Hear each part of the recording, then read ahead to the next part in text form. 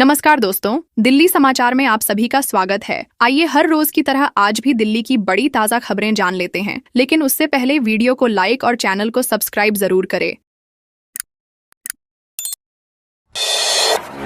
दिल्ली के आदर्श नगर और model town में 2 अज्ञात शव मिलने से मची सनसनी। जांच में जुटी पुलिस। उत्तरी पश्चिमी जिला के आदर्श नगर और मॉडल टाउन में बीते शुक्रवार को 2 शव मिले। सड़क किनारे शव देख राहगीरों ने इसकी सूचना पुलिस को दी। सूचना पर पहुंची पुलिस ने दोनों शवों को कब्जे में लेकर जहांगीरपुरी स्थित बाबू जगजीवन राम अस्पताल के शव गृह में सुरक्षित रखवा दिया है। मृतकों के पास से कोई शिनाख्ती कागजात नहीं मिले हैं, जिससे कि उनकी पहचान हो सके। पुलिस आसपास के लोगों से पूछताछ कर रही है। वहीं शवों मिलने के स्थान के आसपास लगे सीसीटीवी फुटेज से भी यह पता लगाने की कोशिश कर रही है कि आखिर दोनों युवक यहां तक कैसे पहुंचे।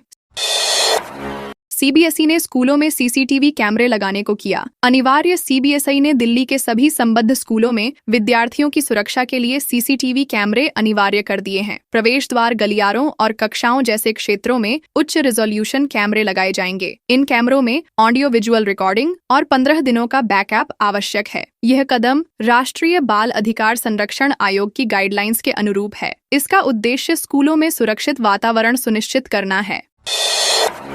नोएडा में जल्द लागू होगी नई परमिट व्यवस्था। नोएडा में जल्द ही नई परमिट व्यवस्था लागू होगी, जिससे ऑटो चालकों को बड़ी राहत मिलेगी। परिवहन विभाग ने शासन से अनुमति मांगी है ताकि एक जिला एक परमिट व्यवस्था लागू की जा सके। इससे ऑटो चालक स्वतंत्र रूप से जिले में कहीं भी ऑटो चला सकेंगे और 16-16 किलोमीटर की रूट बाध्यता खत्म हो जाएगी।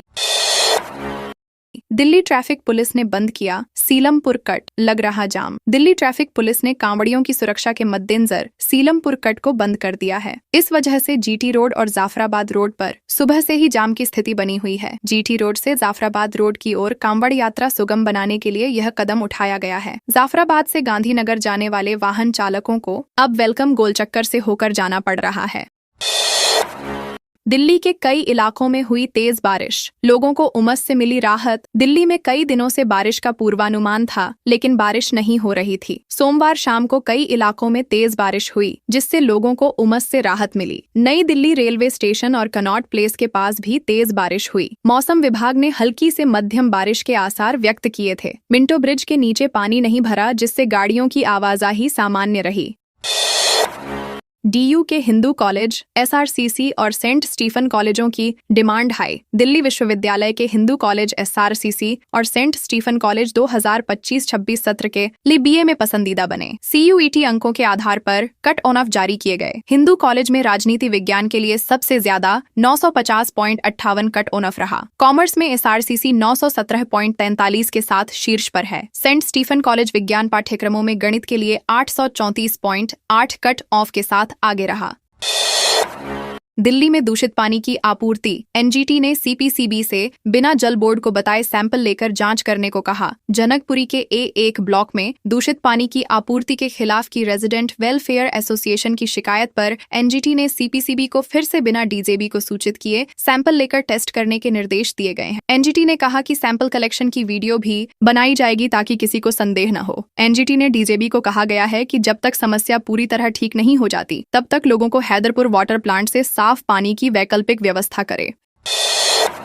रिश्वत लेने के आरोप में फंसे दिल्ली पुलिस के हेड कांस्टेबल को मिली जमानत। कोर्ट ने दी सख्त हिदायतें। राउज एवेन्यू कोर्ट ने रिश्वतखोरी के आरोपी दिल्ली पुलिस के हेड कांस्टेबल अशोक कुमार को अग्रिम जमानत दे दी है। विशेष न्यायाधीश ने 50,000 के निजी मुचलके पर जमानत दी। अदालत ने आरोपी को गवाहों को धमकाने से मना किया और जांच में सहयोग करने का आदेश दिया। विजिलेंस टीम ने अशोक कुमार को रिश्वत लेते हुए पकड़ने की कोशिश की थी, लेकिन वह फरार हो गया था।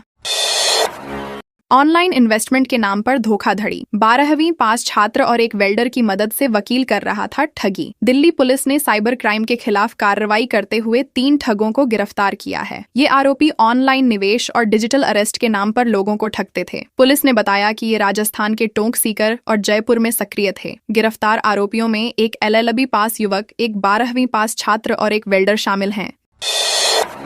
दिल्ली हाई कोर्ट का सीबीआई को झटका, बेंटले डीलर को राहत देते हुए कहा वसूली प्रकृति है, 50 लाख की डीडी। दिल्ली हाई कोर्ट ने बेंटले डीलर से सीबीआई द्वारा मांगे गए 50 लाख रुपए के डिमांड ड्राफ्ट के आदेश को रद्द कर दिया है। कोर्ट ने कहा कि सीबीआई का यह आदेश सीआरपीसी की धारा 91 के तहत गलत था, क्योंकि यह जांच के लिए दस्तावेज मांगने के बजाय वसूली जैसा था।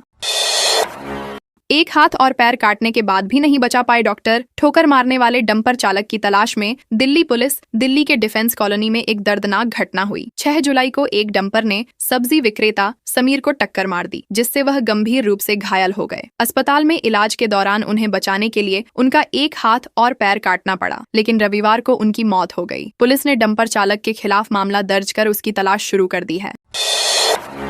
एमसीडी कर्मियों के इलाज में 9 करोड़ की हेराफेरी। जांच समिति ने अस्पताल से 2020 से हुए पत्राचार की जानकारी मांगी। दिल्ली में एमसीडी कर्मचारियों के कैशलेस इलाज में 9 करोड़ की हेराफेरी के मामले में एमसीडी ने जांच समिति गठित की है। निगम यह पता लगाएगा कि क्या इसमें किसी कर्मचारी की संदिग्ध भूमिका है। समिति ने अस्पताल से 2020 से हुए पत्राचार की जानकारी मांगी है। एमसीडी दूसरे अस्पतालों को हुए भुगतान की भी जाँच करेगी और लेन देन से जुड़े अधिकारियों की जानकारी मांगेगी। पुलिस जाँच कर रही है। दिल्ली, मुंबई और बेंगलुरु में करोड़ों की चोरी। गिरफ्तार हुए अकबर और रमेश ने खोले बड़े राज। दिल्ली पुलिस ने 2 शातिर चोरों अकबर उर्फ फिरोज और रमेश उर्फ कालू को गिरफ्तार किया है, जो कई राज्यों में चोरी की वारदातों को अंजाम दे चुके हैं। इन चोरों पर दिल्ली, मुंबई और बेंगलुरु में दिनदहाड़े सेंधमारी करने का आरोप है। पुलिस ने इनकी गिरफ्तारी से 16 मामले सुलझाने का दावा किया है और उनके पास से चोरी का सामान भी बरामद किया है। दिल्ली हाईकोर्ट को आज 6 नए न्यायाधीश मिलेंगे। कुल न्यायाधीशों की संख्या बढ़कर 40 हो जाएगी। दिल्ली हाईकोर्ट को आज 6 नए न्यायाधीश मिलेंगे, जिन्हें मुख्य न्यायाधीश देवेंद्र कुमार उपाध्याय शपथ दिलाएंगे। ये न्यायाधीश विभिन्न उच्च न्यायालयों से स्थानांतरित होकर आए हैं। सुप्रीम कोर्ट कोलेजियम की सिफारिश पर केंद्र सरकार ने इनकी नियुक्ति को मंजूरी दी। इन नियुक्तियों के बाद दिल्ली हाईकोर्ट में अपनी सेवाएं देंगे। ओडिशा की बर्न पीड़ित नाबालिग लड़की एम्स के आईसीयू में भर्ती, हालत नाजुक। ओडिशा के पुरी जिले में जलाई गई एक नाबालिग लड़की को एयरलिफ्ट करके दिल्ली एम्स लाया गया। 75% झुलसी हुई पीड़िता को ग्रीन कॉरिडोर बनाकर एम्स के बर्न एवं प्लास्टिक सर्जरी ब्लॉक में भर्ती कराया गया। एम्स के डॉक्टरों की टीम उसकी देखभाल कर रही है। ओडिशा सरकार ने पीड़िता को बेहतर इलाज के लिए दिल्ली भेजा है। दिल्ली पुलिस ने ग्रीन कॉरिडोर बनाया था। दिल्ली हाई कोर्ट में 6 न्यायाधीशों ने ली शपथ। मुख्य न्यायाधीश के शपथ दिलाने के बाद संख्या हो गई 40। दिल्ली हाई कोर्ट में 6 नए न्यायाधीशों को मुख्य न्यायाधीश देवेंद्र कुमार उपाध्याय ने शपथ दिलाई। सुप्रीम कोर्ट कोलेजियम की सिफारिशों के बाद केंद्र सरकार ने इन न्यायाधीशों के स्थानांतरण को मंजूरी दी थी। न्यायमूर्ति वी कामेश्वर राव, न्यायमूर्ति नितिन वासुदेव सांबरे, न्यायमूर्ति विवेक चौधरी, न्यायमूर्ति अनिल क्षेत्रपाल, न्यायमूर्ति अरुण मोंगा, न्यायमूर्ति ओपी शुक्ला ने शपथ ली। राजधानी में ऐसा पहली बार महिला कांवड़ियों के ठहरने के लिए लगाए गए पिंक शिविर। पूर्वी दिल्ली में पहली बार महिला कांवड़ियों के लिए पिंक कांवड़ शिविर लगाए गए हैं। यमुना पार में तत्व सेवा समिति और नंद नगरी में भारत माता मंदिर ट्रस्ट ने यह पहल की है। शिविरों में महिला स्वयंसेवक सेवा कर रही हैं। पिंक टेंट इनकी पहचान है। शिविरों में ठहरने वाली महिला कांवड़ियों ने इसे सराहनीय बताया है। सुरक्षा के लिए पुलिस बल भी तैनात है।